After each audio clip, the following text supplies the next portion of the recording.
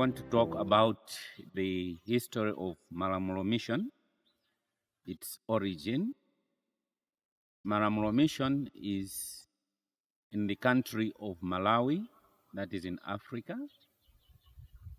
This mission started in the late 1800s.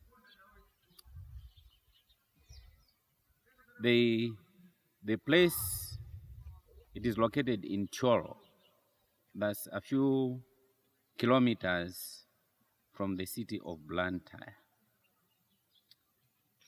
This place was first visited by the Europeans starting from the 1500s, but it was in the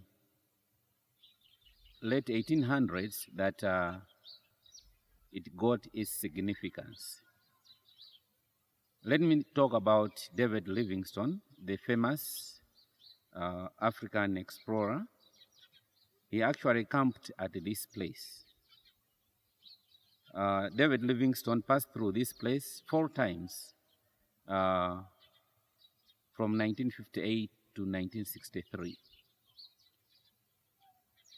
Soon after David Livingstone left, some missionaries came. One of the missionaries who lived at this place is C. Rogers. His wife wrote that there were some white men who came at this place. They carried clothes and other merchandise, and they talked to T.A. Kwetemule about buying this place. So this place was exchanged with clothes and other goodies. Soon after that, there came a German farmer who bought this place from this area missionary. His name is not known.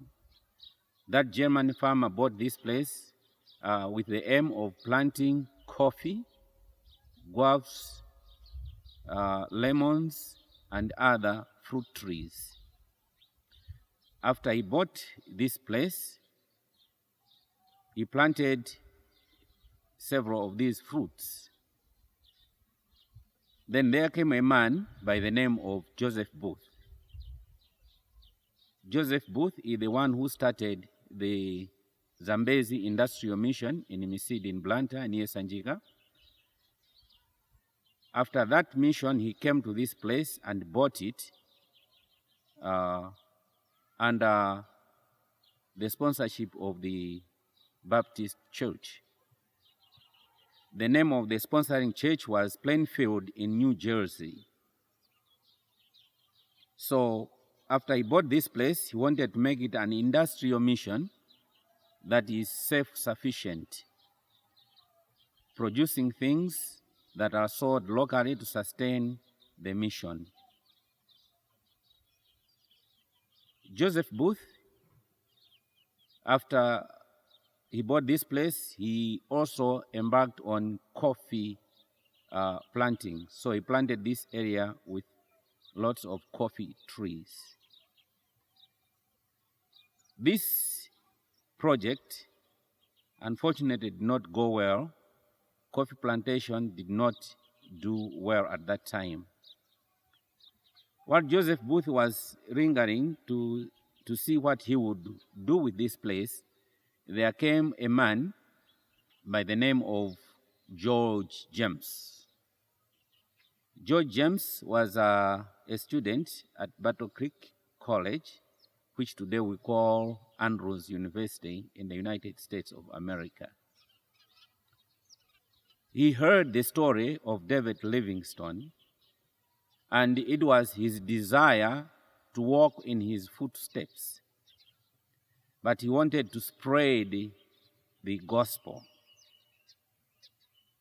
By the time when he started his journey, there were some missionaries who were sponsored in other parts of the world, like in Europe, Scandinavian countries, in the Far East. Unfortunately, with him, there was no sponsorship. So he sold everything that he owned to raise money so that he can come to Africa to walk on the land that David Livingstone had earlier navigated. So he sold everything except the violin. So in 1891, George James came to this place. He found Joseph Booth. They interacted. George James spoke about the Sabbatarian message, which was rooted in the Millerite movement that started in the early 1800s. Joseph Booth was converted. He became a Sabbatarian. He was a Seventh-day Adventist.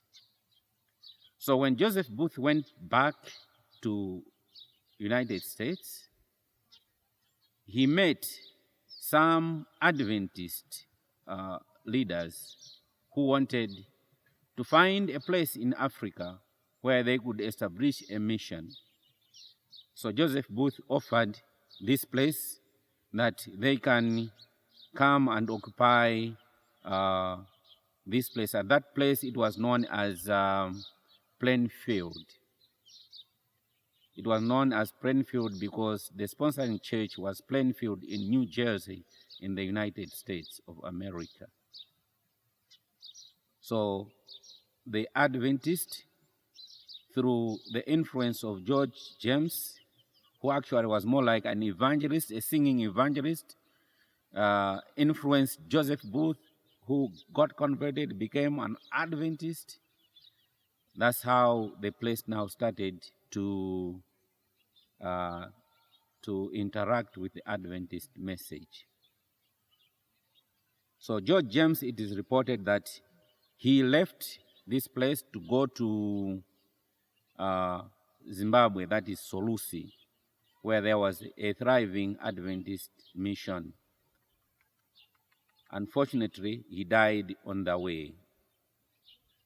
So from that time, Joseph Booth made a deal with the Seventh Adventist Church in 1902. He sold this place to the Seventh Adventist Church.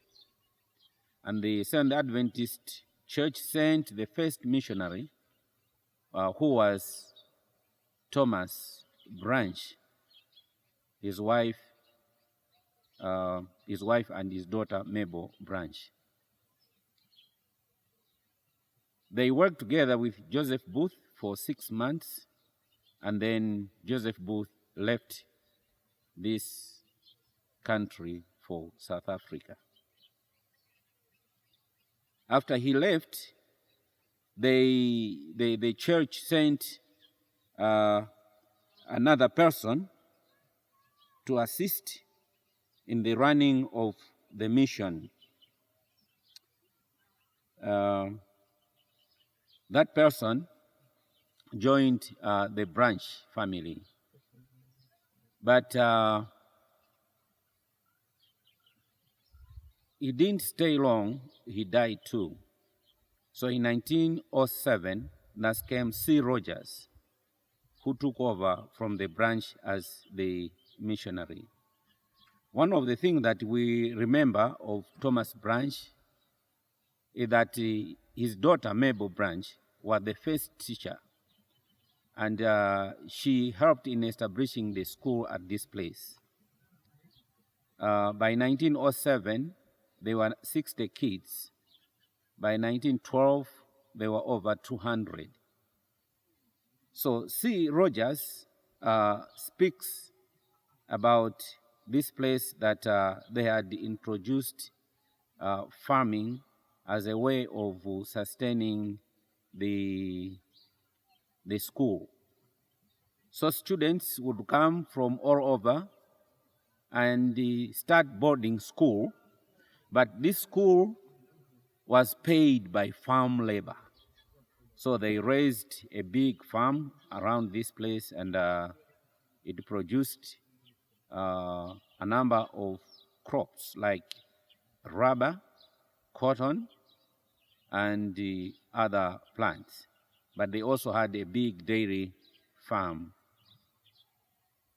They used to sell milk in Blantyre, which was the municipality by that time.